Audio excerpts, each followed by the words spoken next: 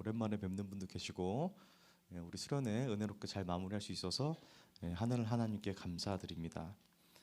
설교를 시작하면서 영상 하나를 같이 보도록 하겠습니다. 약간 조금 길 수도 있는데 길게 느껴지진 않는 굉장히 알찬 영상입니다. 같이 시청하시겠습니다.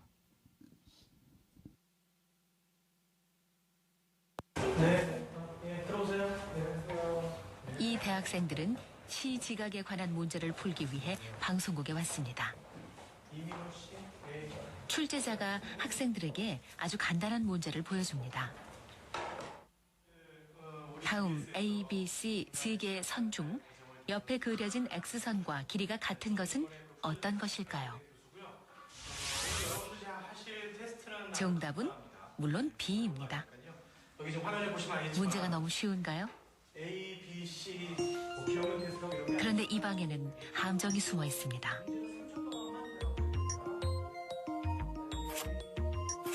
마지막 의자에 앉은 한 명을 뺀 나머지 6명은 실험을 도와주러 온 연기자들.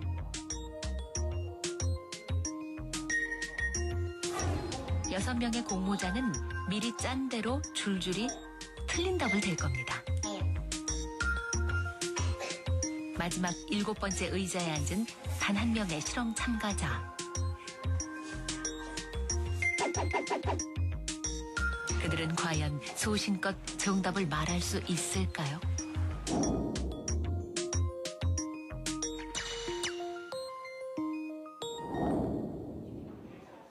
실험이 시작됩니다. 방에 들어온 동환 씨는 아무것도 모른 채 출제자가 시키는 대로 마지막 7번째 의자에 앉습니다. 네, 반갑습니다. 자, 여기 A, B, C 세 선이 있고요. X선이 있죠?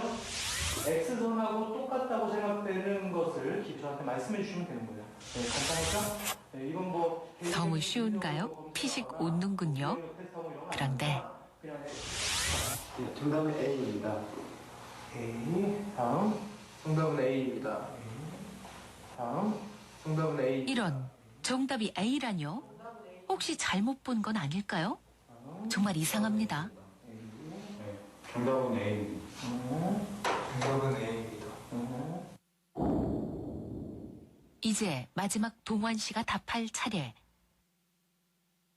정답은 B입니다. B. 다행히 첫 번째는 제대로 답했군요. 갑자기 다음 문제를 뚫어져라 쳐다보는 동환 씨. 네, 한번 보시죠. 정답은 B입니다. B. 예. 다음. 정답은 B입니다. B. 이번에도 틀린 답을 말하는 사람들. 이상한지 자꾸 동환 씨가 옆 사람들을 흘깃 쳐다봅니다.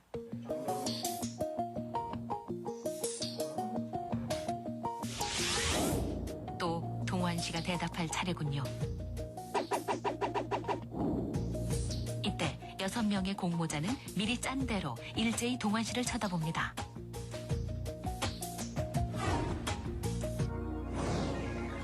과연 동환 씨는 이 압박을 이겨내고 정답을 말할 수 있을까요?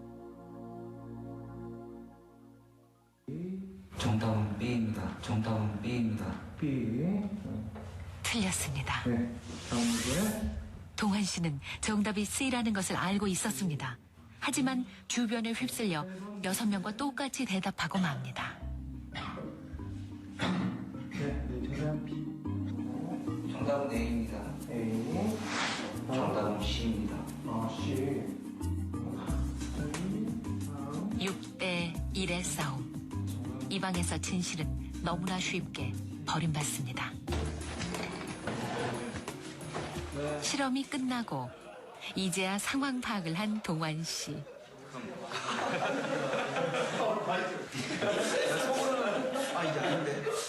이게 아닌데 왜 이럴까 생각하다가 뭐 저는 혼자 신데 B로 뭐라 하시는 거예요. 혼자 바보게 되기가 싫어갖고 따라가자 그냥 따라갔죠. 만약에 혼자만 다른 답을 이야기하면은 어떻게 될 것 같은 느낌이 있었어요? 남들은 정상인데 저는 비정상. 그렇다면 이 마지막 7번째 의자에 몇 명을 더 앉혀보겠습니다. 정답은 C입니다. C. 다음. 정답은 C입니다. C. 다음. 분명 정답은 B인데 얼굴에 황당하다는 표정이 스치는군요. 선택의 순간은 점점 다가오고 정답은 C입니다. C. 다음. 정답은 C입니다. C. 정답은 C. 네, 여기까지 결국 보겠습니다. 이 마지막 예, 뭐 계속 반복이에요. 뭐 이 밖에 또 다른 실험도 많았습니다. 뭐 보신 분도 계실 수 있어요.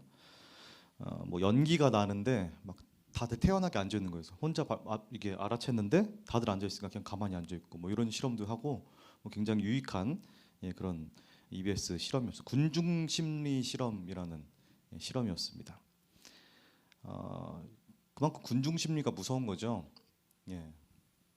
근데 우리는 여기서 그 죄에 대한 속성을 잘 알 수가 있습니다. 죄에 대한 것. 그리고 오늘 말씀 창세기 6장 노아가 나오는 창세기 6장의 말씀은 이런 속성을 가장 잘 나타내고 있는 그런 말씀입니다. 예전에 그 동원증권이라는 증권 지금은 없는데 한국투자증권으로 합쳤어요.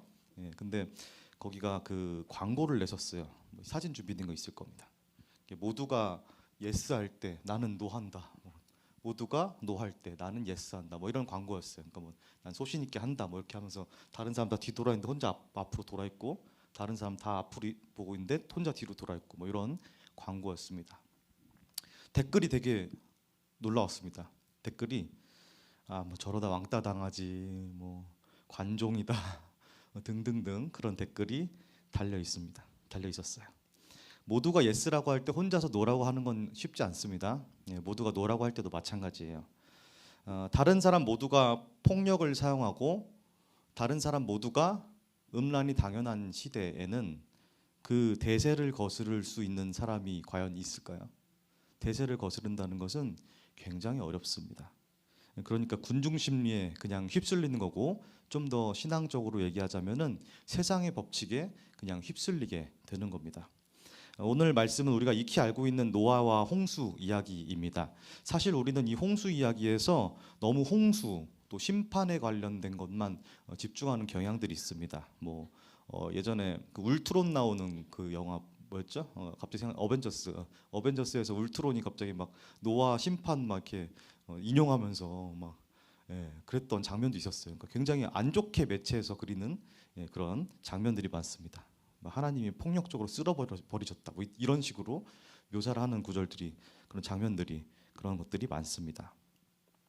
근데 우리는 사실 이 시대 배경에 집중을 해야 됩니다. 하나님께서 왜 이렇게 하셨고 이런 일들이 왜 일어났을까? 뭐 이런 부분에 대해서 우리는 살펴봐야 합니다. 노아의 홍수는 아담의 범죄 이후에 우리 지난주에 했던 그 선악과를 먹었던 아담과 하와의 범죄 이후에 인류의 죄성이 점점 짙어지는 그런 내용이에요. 짙어지다가 타락의 절정에서 일어난 이야기가 바로 노아의 홍수 이야기입니다. 그러니까 하나님과의 관계가 깨진 후에 하나님과의 관계가 깨져버리고 나서 사람들은 자정 능력을 상실해버려요. 점점 죄성이 짙어지고 인류가 점점 돌이킬 수 없을 정도로 죄가 진해지는 그런 모습들을 나타내고 있다는 말입니다. 죄가 계속 쌓인다는 말입니다. 창세기 3장 이후에 말씀 읽어보면은 실제로 죄악이 짙어진 이야기들이 계속 나옵니다. 그리고 창세기 12장까지 계속 그렇게 등장합니다. 바벨탑 사건까지도 그렇게 등장합니다. 마치 먼지를 안 치우면은 계속 쌓이는 것처럼 그 죄와 악, 미움이라든지 뭐 음란 뭐 그런 것들은 그 연결고리들이 다 있어요. 눈덩이 같이 불어나는 성향들이 있어서 누군가 그 연결고리를 중간에서 깨고 없애야 되는데 그 스스로 하기는 너무나 힘든 그런 속성을 가지고 있습니다. 누군가가 해결하지 않으면 계속 쌓이기만 한다는 거예요. 아담과 하와의 타락 사건 이후에 그 노아 등장 중간에 나타난 대표적인 사건이 창세기 4장에 보면 나오거든요. 창세기 4장 가인과 아벨 이야기가 나옵니다. 아담 타락 이후에 가인과 아벨 이야기 나오고 잘 아실 거예요. 형 가인이 동생 아벨을 죽이는 최초의 형제 살인 사건이 일어납니다. 그리고 에덴 동산의 타락 사건 이후에 등장하는 그 이야기에서 죄의 열매들이 계속 나와요. 계속 나옵니다. 가인 이야기, 흥미롭게도 가인 이야기 직후에 나오는 인물이 있어요. 라멕이라는 인물이 나옵니다. 라멕. 이 라멕은 노아 아버지도 라멕이거든요. 동명이인이라고 볼 수 있습니다. 그냥 그 라멕은 아니고 가인의 후손 라멕이 또 있어요. 창세기 4장 23절에서 24절의 말씀을 같이 한번 읽어보도록 하겠습니다. 예, 시작. 라멕이 아내들에게 이르되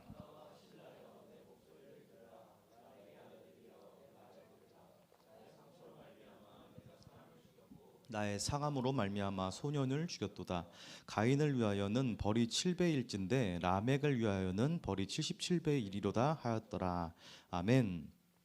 그 가인이 최초로 살인을 한 다음에 자기가 다른 이들에게 죽을까봐 보복당할까봐 두려움을 느껴요. 그때 하나님께서 언약해 주십니다. 범죄자인데도 그래도 따뜻하게 맞아주시고 용서해 주십니다. 그래서 너를 건드리는, 그냥 쉽게 말해서 건드리는 사람에게 7배로 갚아줄게. 그러니까 걱정하지 마.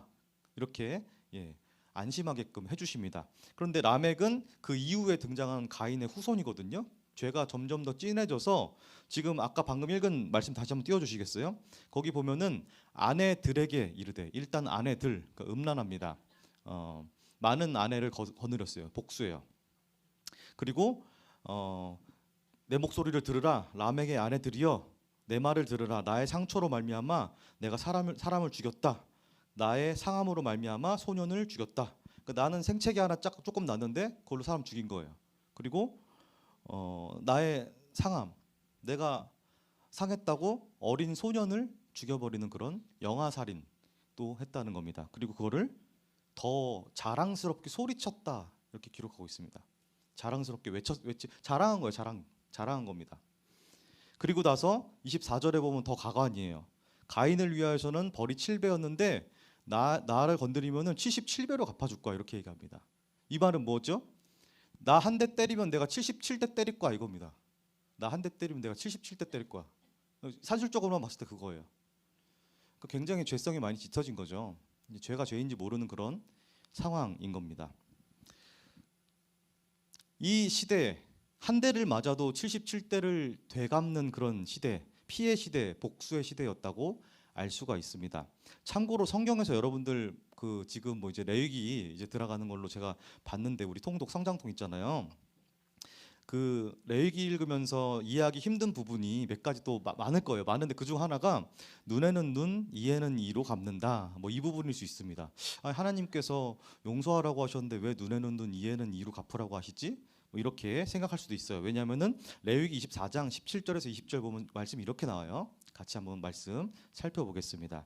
시작. 사람을 쳐 죽인 자는 반드시 죽일 것이요 짐승을 쳐 죽인 자는 짐승으로 짐승을 갚을 것이며, 사람이 만일 그의 이웃에게 상해를 입혔으면 그가 행한 대로 그에게 행할 것이니, 상처에는 상처로 눈에는 눈으로 이에는 이로 갚을지라.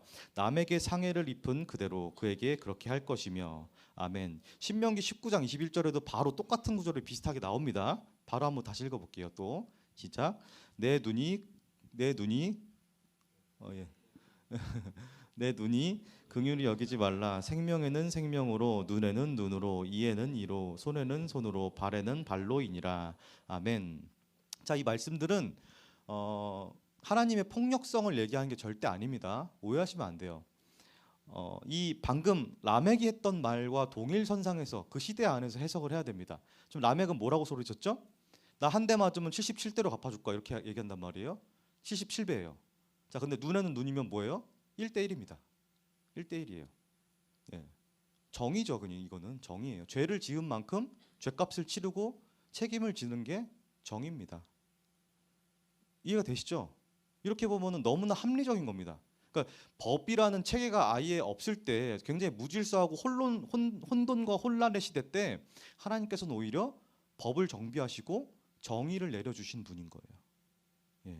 그래서 눈에는 눈, 이에는 이는 폭력을 나타내는 게 아니라 오히려 정의의 실현, 죄 지은 만큼만 갚는다, 죄값을 치른다, 이런 굉장히 현대적인 법률 체계, 그 정신을 우리에게 전달해 주는 겁니다.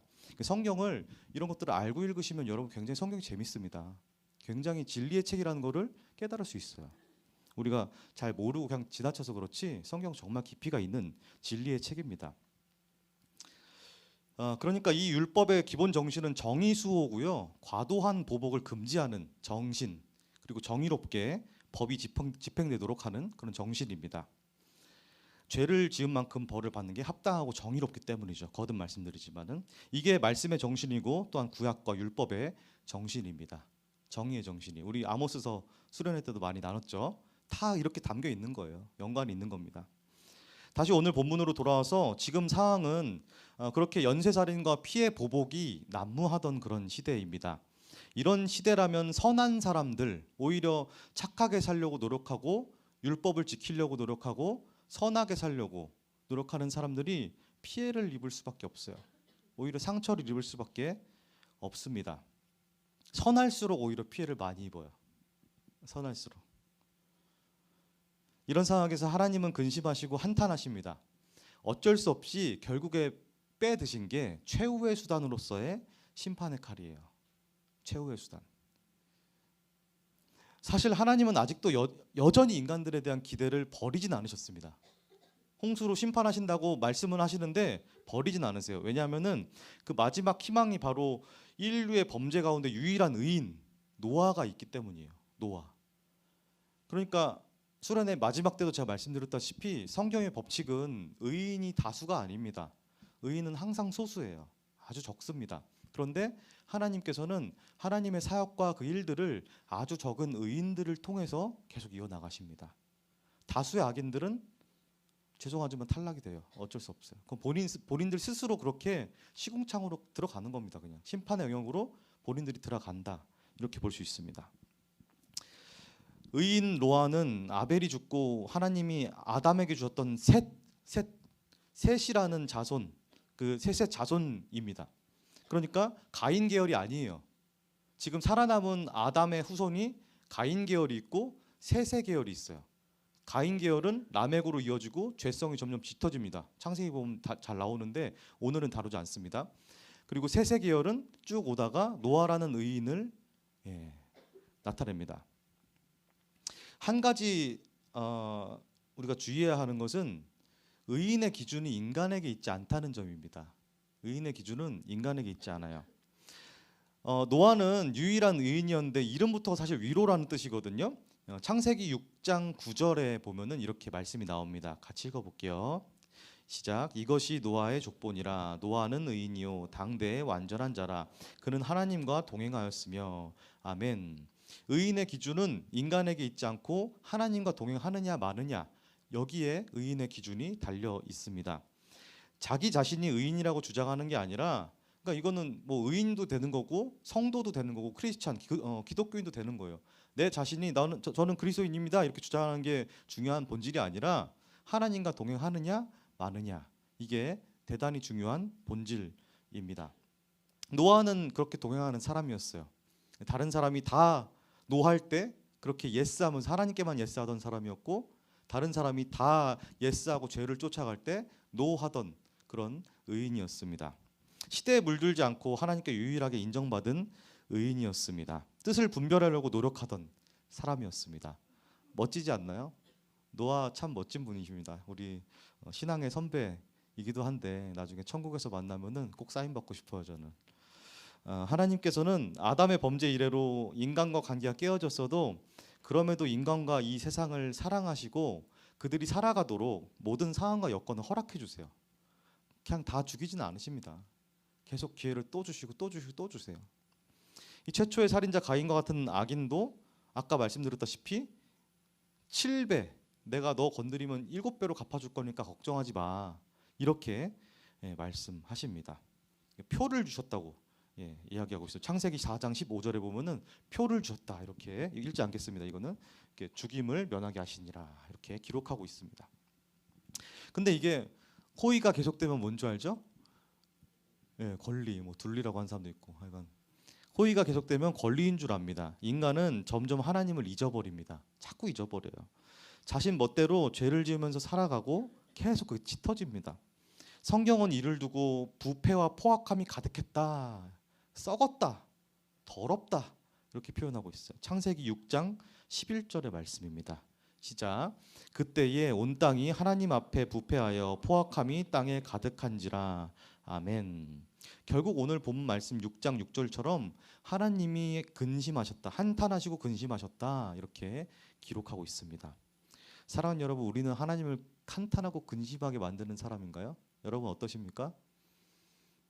뭐 하나님 앞에서 의인이라고 스스로 주장하는 건 쉽지 않죠. 그럴 수도 없고, 근데 하나님과 동행한다면은 우리가 하나님께서 기뻐하는 사람이 될 수도 있습니다. 예. 노아의 시절에 이르기까지 근데 계속 다른 사람들, 노아 외에 다른 사람들은 죄가 짙어지기만 했어요. 결국 죄가 절정에 이르렀고 더 이상은 자정 능력을 스스로 상실해 버립니다.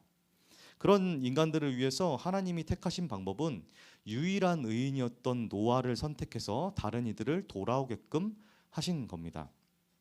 우리가 노아 홍수 이야기를 생각할 때 오해하는 게 그냥 막 순식간에 하나님이 그냥 선포하시고 물로 막 쓸어버리셨다 이렇게 생각을 하는데, 사실 그게 아니에요. 최초의 노아가 하나님의 족보에 기록된 때는 노아가 500세였습니다. 500세.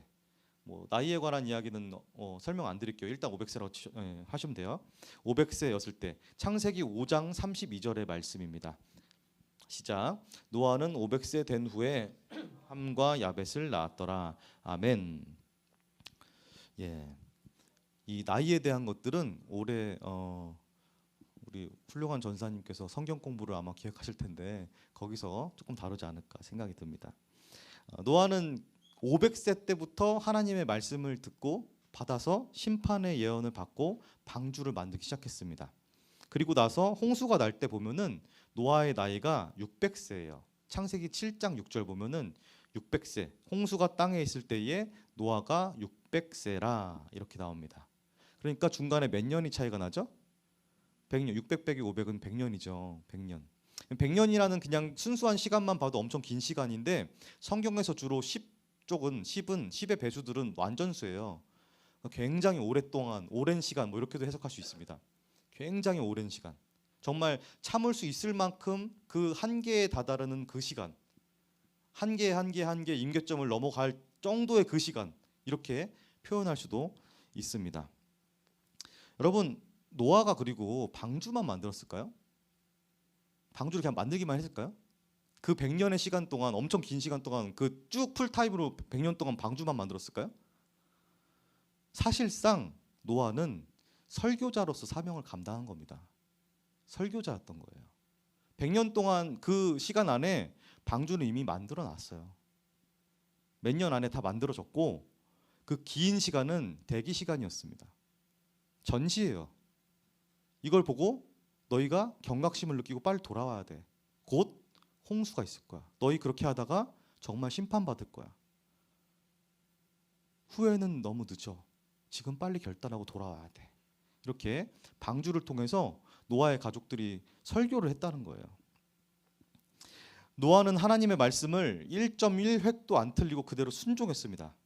우리는 노아의 홍수 사건을 보면서 아까도 말씀드렸다시피 하나님이 어떻게 이렇게 심판하실 수 있지? 이런 생각을 했을 수도 있어요. 그러나 하나님께서는 죄악이 가득한 이 세상에서도 끝까지 우리에게 기회를 주시는 분이십니다. 돌아오길 바라시는 그런 분이세요. 하나님의 마음은 항상 돌아오기를 바라고 그 마음의 문을 열고 계신 분이십니다. 방주를 만든 100년의 시간은 완전하리만큼 오랜 시간이에요. 거듭 말씀드리지만은 완전한 시간입니다. 그 당시 어땠을까요? 다른 사람들은 노아의 홍수를 모두 지켜볼 수 있었습니다. 다 지켜봤어요. 당연히 소문이 나겠죠. 사람들이 야, 너 대체 왜 그러는 거야? 그러면은 노아와 노아의 가족들은 이렇게 대답했을 거예요. 하나님이 이렇게 하랬어. 너희도 빨리 회개하고 돌이켜야 돼. 빨리 들어와. 타면 살 수 있어. 타자. 이렇게 이야기를 했을 겁니다. 하나의 행동이고 설교였다는 거죠. 그러나 결론은 어땠죠? 우리가 알듯이 오랜 시간 동안 아무도 회심하거나 회개하지 않았습니다. 아무도 돌아오지 않았습니다. 모두 노아와 노아의 가족을 향해서 손가락질하고 조롱했습니다. 왜냐? 다들 오답만을 얘기했으니까요. 정답이, 진리가 틀린 답이 되는 그런 시대였던 겁니다. 여러분, 죄에는 두 종류가 있습니다. 두 종류가 있어요. 먼저 죄된 속성, 그러니까 아담과 하와가 선악과를 먹고 나서 바로 직후에 생겼던 것처럼 하나님에서 멀어지려는 근원적인 속성, 그리고 선악의 기준이 나에게 있는 그 속성, 내가 판단하고 내가 스스로 그냥 나 혼자 알아서 할게요 하나님 안녕 이렇게 하는 그 속성, 이게 바로 원죄입니다. 우리가 익히 알고 있는 원죄가 이거예요. 선악과를 끊임없이 오늘날도 먹고 있는 우리의 속성, 이건 기본적인 죄의 속성입니다. 그런데 다른 한 가지 죄의 속성은 자범죄라고 해요. 자범죄. 자기가 범하는 죄예요. 죄의 속성 때문에 열리는 열매들, 맺히는 결실들이 자범죄입니다. 두 종류가 있어요. 크게 이렇게. 자, 원죄는 없는 사람이 없습니다. 원죄는 없는 사람이 피할 수 있는 사람이 없어요. 없는데 자범죄는 피할 수 있습니다. 자기가 범하는 죄는 아주 조금은 컨트롤할 수 있어요. 그런데 이게 너무 짙어지다 보니까 양심이 마비되다 보니까 그냥 계속 짓고 사는 겁니다. 다들 그렇게 하니까. 세상에 뭐 요즘 그런 게 죄야? 이렇게 하면서 그냥 사는 겁니다. 사랑하는 여러분, 우리는 매일 우리 자신을 돌아보고 십자가 앞에 나와야 합니다. 자신에 대한 성찰이 없이 모두가 하나님을 믿지 않는 시대가 현 시대입니다. 지금 시대가 그래요. 이 가운데에 불신앙에 빠지기 너무 쉬운 시대고요. 휩쓸려서 살기 너무 쉬운 시대예요. 왜냐하면 다들 보셨잖아요. B, 정답은 B입니다. B, C인데 B라고 얘기해요. 노, 다들 노 하니까 나도 노. 다들 예스 하니까 나도 예스. 이게 우리 시대의 자화상입니다. 예전에 청소년부 제가 맡았을 때에 우리 하윤 쌤 오셨나요 오늘? 예. 우리 하윤 쌤이 되게 고마웠었는데 저분이 선생님 그래 선생님이시니까 저분이 아주 굉장히 올고즘을 가지고 있어요 나름대로. 그래서 우리 상태가 안 좋은 청소년들 이렇게 누워서 자고 있으면은 가서 깨워요 막. 굴하지 않아. 야, 약간 불친절하긴 했는데 하여간 깨웠어. 저 깨웠다는 것 자체가 너무 좋았어요. 감사하더라고. 근데 살짝만 친절하게 하자 이렇게 제가 얘기했어요. 살짝만, 좀만 이렇게. 여러분 예배 중에 선생님이 그렇게 하셔도 그건 감사한 겁니다. 그렇죠? 누군가가 깨워줄 때가 참 감사한 거예요. 근데 여러분 이제 어른이라서 성인이라서 좋으셔도 깨워주질 않습니다. 아무도 여러분들 깨워주지 않아요. 물론 뭐 친구가 옆에서 툭툭 찔릴 수는 있겠지만은 스스로 깨어 있어야 하는 시대인 겁니다. 여러분 30살이 넘으면 사람이 거의 변하지 않고 40살이 되면은 정말 죽는 한이 있어도 안 바뀌어요. 점점 더 심해집니다. 바뀌려면은 여러분 나이 때 바뀌셔야 됩니다. 그렇지 않으면 너무 힘들어요. 지금 좀 이제 나이 먹은 친구들이 뭐 나 어떡하지 막 이렇게 생각하는데 그러나 복음의 능력이 있습니다. 믿으십니까? 저는 복음만이 힘과 능력이 있다고 믿습니다. 그런데 대체적으로 복음이 없이는 이렇게 된다는 거예요. 내가 틀렸을 거라는 생각을 하지 않는 사람도 있어요. 죄의 속성 지난주에도 말씀드렸지만은 남 탓, 환경 탓, 상황 탓, 무슨 탓 하는 게 전형적인 죄의 속성입니다. 지금 시대는 귀를 닫고 듣고 싶은 것만 듣고 보고 싶은 것만 보는 그런 시대입니다. 죄가 너무 만연해 있어서 이제는 너무 무감각해진 시대예요. 죄라는 건 점점 사람을 무뎌지게 만듭니다. 여러분 부디 여러분 시절부터 그 고리를 끊고 하나님께 돌아가시길 축복합니다. 죄는 정말로 여러분들을 사망으로 인도해요. 그 죄에 여러분들이 잡아먹히고 시궁창으로 계속해서 스스로 가게 되는 그런 결과를 가져옵니다. 해결되지 않으면 끝인 거예요. 결국은 그쪽으로 갈 수밖에 없는 겁니다. 서서히 여러분들에게 스며드는 그 죄악 깨닫고 회개하시기 바랍니다. 창세기 전반부가 주는 중요한 깨달음은 인간에게는 누구나 죄성이 있다. 그리고 그 씨앗이 그냥 방치되고 자라났을 때 계속해서 우리 안에 내재되어 있고 그것들이 자라날 수밖에 없다. 이렇게 우리에게 말씀하는 겁니다. 창세기 이 노아의 홍수와 그리고 이 근방에 있는 여러 죄악된 모습들을 살펴볼 때 정말 인간에게 소망이 있을까? 저를 포함한 우리 사람들에게 소망이 있을까? 이 생각을 하고 이 질문을 하게 됩니다. 소망이 없어 보여요. 너무 소망이 없어 보여요. 변할 것 같지 않은 사람들밖에 없습니다. 사랑하는 여러분, 모두가 조롱할 때 홀로 설교자로서 예언자로서 말씀을 전파하고 방주를 지어 나가시기 바랍니다. 우리 스스로는 사실 소망이 없어요.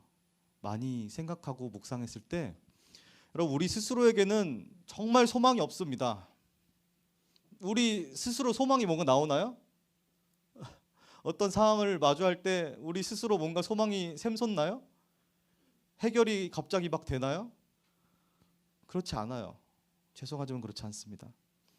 그러나 여러분, 그럼에도 불구하고 모든 문제의 해결은 하나님이십니다.